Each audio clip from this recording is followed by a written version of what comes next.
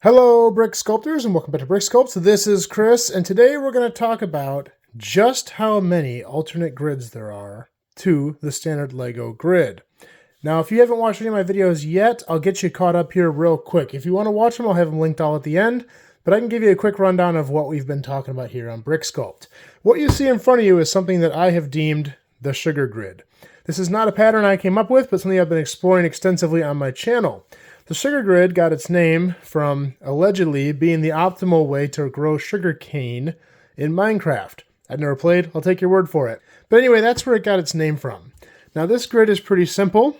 It eliminates several studs on here and just fills in certain positions. And what this grid allows us to do is take any regular plate, and as well as be able to stick it in a normal orientation, we can also stick it in an alternate orientation. Just like that. Anywhere on here, regardless of the size plate, you can build at that given angle. You can also do the opposite angle of it with this certain pattern if you change the rotation of how these sugar grids are built. Pretty cool. So after building this, I decided to explore and see how many more grids I can make. And next I came up with this design, which I called the Super Sugar Grid. Well, I'm taking that name back today, because in doing more research on this, I've found that this isn't really that super. All I did was take my standard sugar grid, place it down, move the studs out one on each position, and in doing so, just like the sugar grid, I can attach plates in the normal position of the Lego grid, but as well as at a certain angle. And again, any size plate, anywhere on the grid in that angle. I can also do the reverse just like the sugar grid. Now in doing this I said, well, okay, just how many sugar grids are out there? And the answer, you may be able to guess it, you may not, but the answer is infinite. Yes, that's right. You can make infinite amount of sugar grids.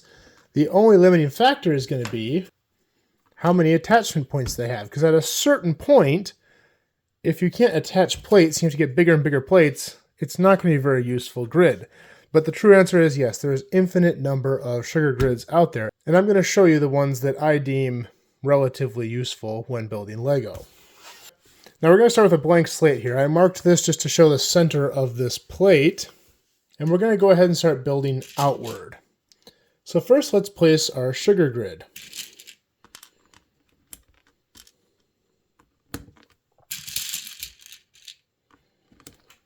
So that is our standard sugar grid pattern. Now with every grid, we have an opposite grid, an opposite rotation. So with these lime green studs, I'll place the opposite ones.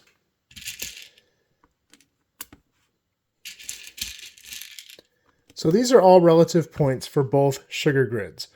You can only use one of these sets. You can either use the lime green or the dark green, but not both together to get that proper orientation. Now if we go to our super sugar grid, all we did was expand it outward. Now just like any sugar grid, that also has an opposite grid. So let's go ahead and plot that on here as well. And we're going to start to build a pattern here. Now when we build outward, you can also make a sugar grid going even further out as long as you're not using the corners. Once you start using the corners of the plate, it's no longer going to attach to the standard grid. So we could also build right here.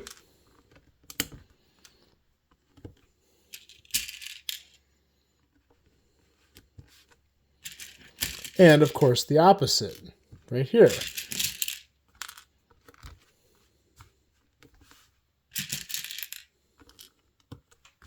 So those are all usable sugar grids that have relatively small spacing between the studs. So you basically just do a mirror image. If you wanted to use this grid, you'd use the same one in each position all the way around and just have 4 studs. Well, we could go out one further. And I guess we could call this a super duper sugar grid. But we're actually going to rename these because, as you're going to see soon, there's not much super about the super sugar grid. But we are going to deem a new super sugar grid. I'll explain in a little bit.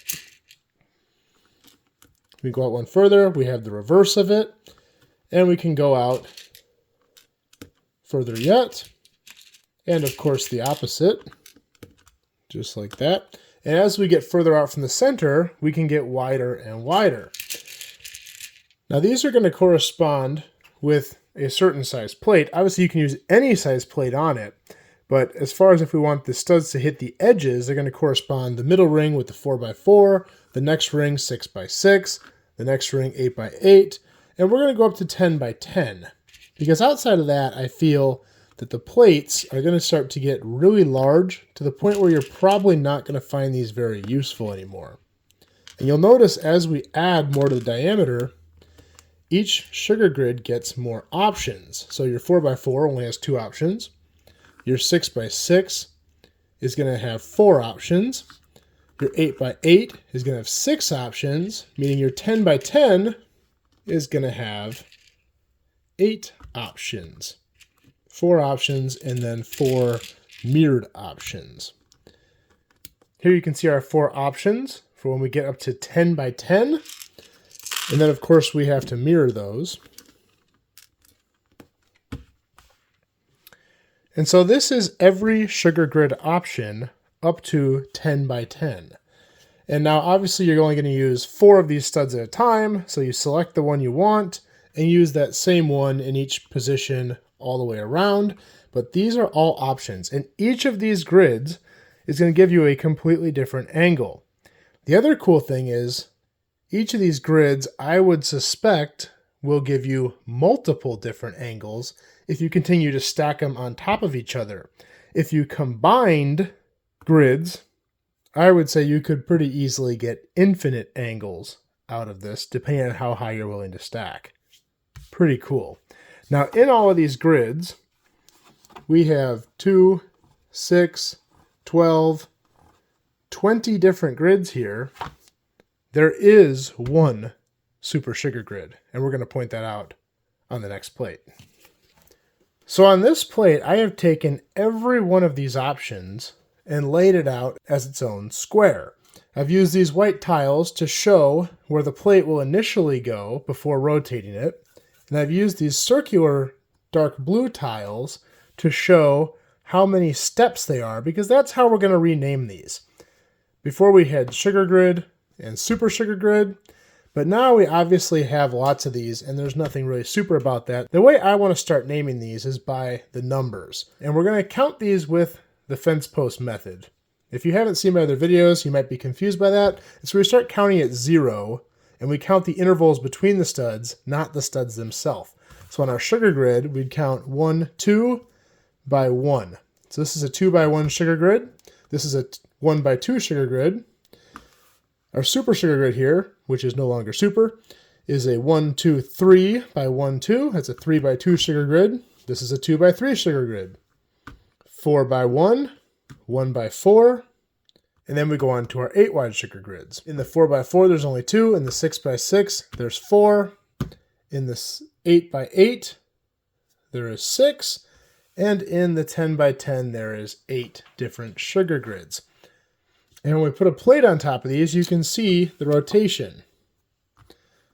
The easiest way to align these, obviously they'll stick in the standard orientation, but the best way to think about it is you do the opposite of the stud. So if the stud hits here, we move it over to this one on the plate, and then rotate until it fits. These are going to be opposite angles, but it's going to be a mirrored image between one and the other.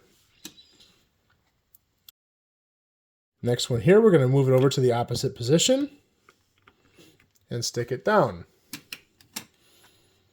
The funny thing is, every time you move these studs, you actually get kind of an opposite angle. I'll show you what I mean. If we do this, we have to go the opposite, which is around the corner here.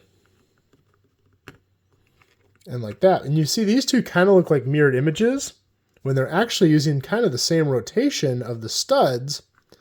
But this one, the opposite of it, will actually look more similar. And every other one is going to do that. And the reason being is this is turning more than 45 degrees. So this one is actually more similar because it's turning even further. So really interesting concept. It's something we need to play around with a little bit more. So even though they kind of look like they're the same rotation, the orientation can be quite different. Now let's go down to these ones here. Same thing, we line it up, move it over a stud, stick it down.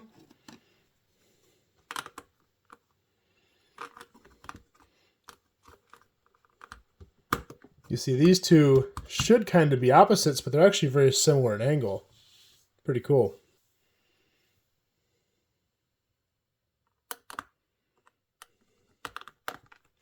And for our 10 by 10s, normal orientation, angled orientation.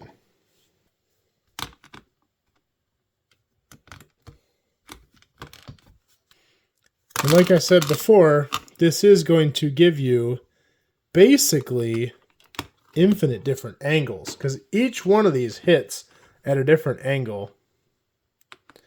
And if you allow stacking, like if I were to put another layer on this, if I do it in the same orientation of the sugar grid, I can double the angle. And do the same thing right here. I now doubled that angle. If you combine between, you can make all kinds of crazy angles. So you can probably achieve whatever angle you're looking for. Except 45 degrees is really tough. Although I came really close in my last video, and I think it works good enough for us because it's only off by 0.23 of a degree. But you can watch that video after this when I've got it posted at the end. Now, I had mentioned that we dethroned the Super Sugar Grid and we're renaming a new Super Sugar Grid. And that Super Sugar Grid is going to be this one right here, and it's opposite. This is the 4x3 Sugar Grid.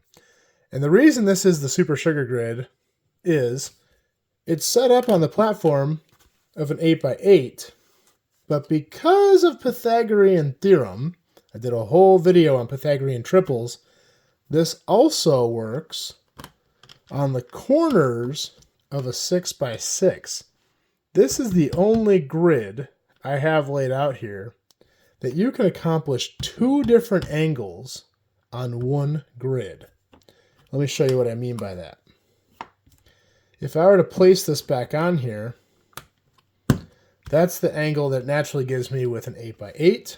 If I put a stud right on top of where these are, not creating the same grid, but creating the same grid from the first layer, I can actually, in the same position, create an angle like this or an angle like this. So this is our Super Sugar Grid. Now you might be asking, are there more that do that? And the answer is yes. In fact, there's infinite Super Sugar Grids as well. Now thinking practically, this is probably the only Super Sugar Grid that's going to be relatively useful because the sizing of the spacing of the studs works well enough where you can do this on a smaller scale. Anything else, basically any sugar grid that's going to create a Pythagorean triple would be a Super Sugar Grid where you can put two different orientations on the same grid, actually creating three different orientations because you have the original grid. But yes, there technically are infinite of those as well. Well, I hope you guys found this useful. I've been learning so much doing this, and I'm just kind of doing trial by error. This is the fourth video I've done on this subject, fifth if you include my one on Pythagorean triples, and a really fun way to learn math. I'm not a very math-heavy person, and when you put it in a practical sense like this, where it's all geometry and trigonometry and fun, and it's not all equations and boring stuff, I really enjoy it, and I hope you guys do too. So thanks for watching. If you guys like this video, please like and subscribe. I'm going to do more videos just like this in the future, and we will see you next time.